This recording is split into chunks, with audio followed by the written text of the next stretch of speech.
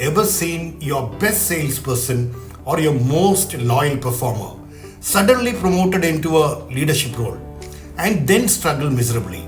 They were rock stars as individuals, but as soon as they became managers, things began to break down. No teamwork, no leadership. I recently had a conversation with a growing company in the medical technology sector, and they were facing exactly this. And trust me, they are not alone. This is happening in almost every growing business. So today let's talk about why this happens and more importantly, how you can fix it. Problem 1. From performers to leaders. The first issue is this. When a company grows, it often rewards loyalty and performance by giving people leadership titles. The intention is noble. These are the people who have built the company, so naturally you want them to lead. But here is the catch. Leadership is not an automatic upgrade of performance. It's not like a software patch. Just because you were the best player doesn't mean you will be the best coach. And that's what I see in this company. Their leaders don't respect each other, they don't collaborate, and the team is fragmented. Why? Because they were never prepared for leadership. Solution to this problem: build team cohesion. What is the fix? First, create shared leadership experiences. Put these leaders in the same room, not to fight over turf, but to solve problems together. Simulations, role plays, and cross-functional projects that can be designed so they win only when they work as a team. Cohesion is not built by PowerPoint slides, it's built by solving problems together. Problem number 2, lack of people management skills. The second issue is that these leaders lack people management and managerial skills. They know how to close deals, they know how to run operations, but handling people, coaching, giving feedback, resolving conflicts, that's missing. And here is the truth. People don't leave companies, they leave managers.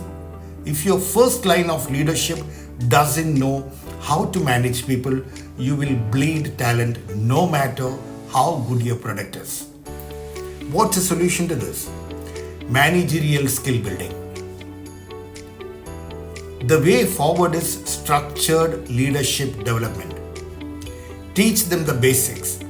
How to set expectations, how to coach, how to run effective one-on-ones, how to align their teams to goals, and make it experiential. Role plays, real scenarios from their work, peer feedback. Because leadership is a muscle, not a theory. They need practice, not just lectures. The third problem, lack of alignment with vision and market needs. Now the third problem is even more critical. These leaders are not aligned to the company vision, mission, and the market. Imagine rowing a boat where each rower is paddling in a different direction. You go nowhere, or worse, you sink. And in their case, the competition isn't local, it's foreign brands. That means if they are not aligned, they will get eaten up alive by international players who are far sharper, far more disciplined. What's the solution to this? Vision and strategic alignment. The solution: you can't just put the vision statement on a wall. Leaders need to co-create meaning out of it. Conduct vision alignment workshops where they reflect on what does this mission mean for me, for my team, for the customer. Once leaders internalize the why, they naturally align their daily actions with the bigger picture. And this is how you create a culture where leadership is not just a title but a responsibility. So here is the bottom line. Don't confuse great performance with great leadership. If you are scaling up, invest in turning your loyal performers into real leaders, people who can manage, collaborate, and align with your vision.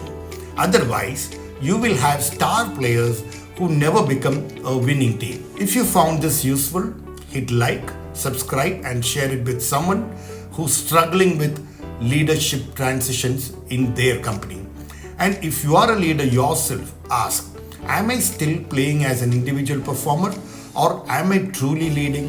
That's where the transformation begins. Thank you.